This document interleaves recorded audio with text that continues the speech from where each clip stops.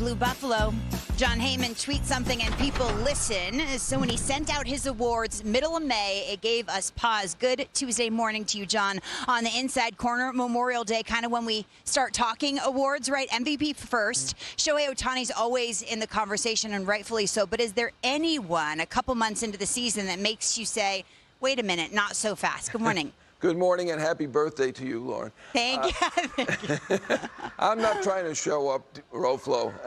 But you did. Ohtani, to me, I think he's clearly the MVP. I got a lot of guff, believe it or not, for saying Ohtani's the MVP. I think people have Ohtani exhaustion, or maybe it's Dodger exhaustion. I don't know.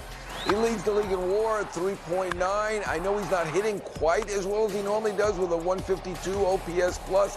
He is still hitting very, very well, but his pitching has been spectacular, dedicating himself to the Cy Young, and he has been terrific. A 0.83 whip and 0.73 ERA. I have Mason Miller second. Again, people didn't love that pick. To me, the Padres have not hit. I mean, you got Manny Machado batting 170, Merrill under 200. You've got Tatis with no home runs at this point. This guy is spectacular, perfect in saves. And I have Jordan Walker number 3. I think that's an obvious choice. He's been great, and the Cardinals have overachieved. I feel a little guilty leaving out the Braves, who've been great, and obviously Baldwin has been spectacular, as has Olsen. But to me, this is the top 3, Ohtani, Miller, Walker. It's so interesting, John, because we were having the conversation, can a reliever win Cy Young? And now that conversation has bled into most valuable players. About 3 weeks ago, I think, that DeRosa did his list for AL MVP. And it was 5-1, and it revealed slowly. And when we saw Aaron Judge, Robert and I saw Aaron Judge number 2, we thought, wait a minute. And he had Ben Rice number 1. Where is he on your list in the American League? I've got Ben Rice second. I would say Judge is in the top 5. I don't have him in the top 3. And, of course, I got some guff for that as well. He certainly has not been hitting like he normally does over the last couple weeks, but I think he's still the obvious favorite as the MVP. But I'm pretty Oakland A's heavy, and I look at which teams are in playoff position, and they are in first place with a 27-27 record. I favor catchers, which is why I thought Raleigh should have been the MVP last year. Obviously, Judge was his usual fantastic self. I have Langoliers. He's hitting over 300, has an OPS over 900. He has been a terrific. To me, he is the MVP at this point. I've got Rice second, 16 home runs. He's got 979 OPS. And I've got another A, Kurtz, third. 48 games in a row on base. That is a pretty good record to tie Mark McGwire for the A's record. Not bad for the second-year player. My A's fans pretty happy when they turn on the TV and see that list. A few reasons the A's are not going anywhere. They are here to stay in 2026 and beyond. National League Cy Young. DeRosa's going to break down Mizorowski in just a bit. And I think the question is, who's going to have enough work combined with the rest of the numbers? Who's won on your list? This is an amazing competition. I mean, to leave out Ohtani with a 0.73 ERA, Chris Sale, I'm leaving out. Mizorowski has been basically unhittable over his last 6 starts, basically for the entire season. But I've got Christopher Sanchez, who's got 37 2/3 scoreless in a row at this point.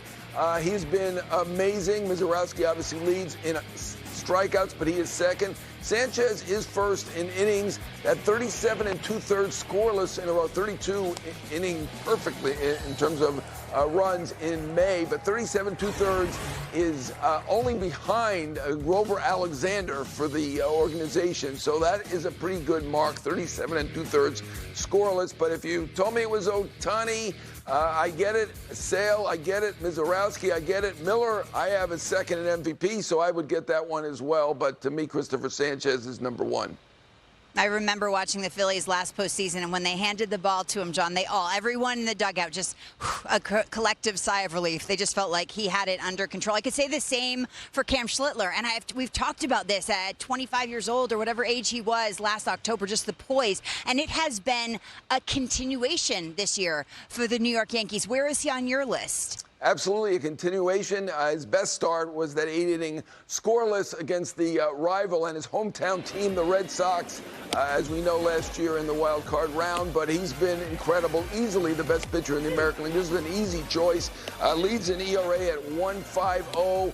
I mean, this kid is just a terrific young man. We had him on our podcast. I mean, he's really not afraid of anything, not even afraid of me or Joel, but certainly not afraid of the Red Sox in the playoffs. And look at those stats. I mean, he's just been absolutely dominant for the New York Yankees. So this was an easier choice. Sanchez has been comparably as good, about as good, but nationally you've got about 5 guys who are worthy candidates. American League, Schlittler clearly number 1. The Yankees have big-time October dreams, and Cam will be front and center of it all. Okay, National League and American League Rookie of the Year. I like this one. I see J.J. Weatherholt on this list. I feel like, John, when he flew through the minors, that we knew this was – did we know he'd be this good this fast? Start with the National League, if you would. You know, I'm not so sure. I mean, he's a shortstop by trade. He moved over to second base. Now he hasn't made an error since early April. Leads the league tied for hit by pitches with 10. Had 5 games in a row with a hit by pitch. I mean, he has been outstanding. 760 OPS. Been amazing in that leadoff spot, leadoff home runs against Skeens and Wu. He has really adjusted to second base. Got a great on base. That's helped out by the certainly by the hit by pitches, and he walks, and he has really adjusted to everything. And he is a natural leader. I think he is an easy choice for me. I got some guff. Some people think Sal Stewart, who's been really good with the Reds, and to me, J.J. Weatherholt is the man. And in the American League, there's too close to call for me. They've both been great.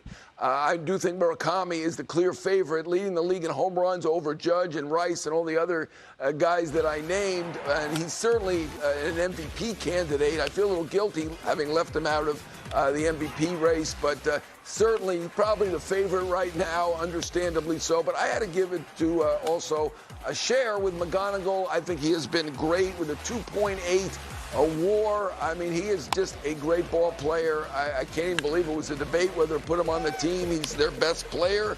Riley Green's obviously very good, but certainly in a disappointing season. He has been spectacular, particularly with runners in scoring position. I mean, he's great in the leadoff spot, but he's so good in runners in scoring position. They might want to think about that. Over 500 on base percentage with runners in scoring position and 2 outs, and he's hitting 361 runners in scoring position. So he's been great 2 ways, and I had to include him, although Murakami obviously has taken over the South Side in Chicago, and he's clearly the favorite, but I have to include McGonigal in this.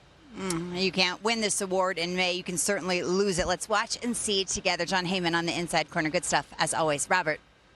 All right, great stuff, John. Lauren, when we come back, Jacob Mizorowski delivering more high-octane fuel against the Cardinals. Coming up next, Dero telling you why the Miz might be taking the game to a place where changes might be required. Just hear him out. Stay with us.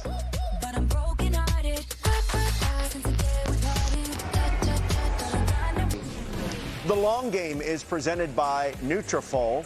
Speaking of the Dodgers, Shohei Ohtani. He's got an 11-game on-base streak. And during this time, the average is .415. He's got 2 homers, 13 RBIs. Look at the on-base percentage. Good grief. And he's slugging .732. And he's starting on Wednesday. It's just unbelievable what he does. Man. Hey, when we come back, the Yankees have one too many shortstops. Or do they? Coming up, Dero examines the quandary of Anthony Volpe and Jose Caballero.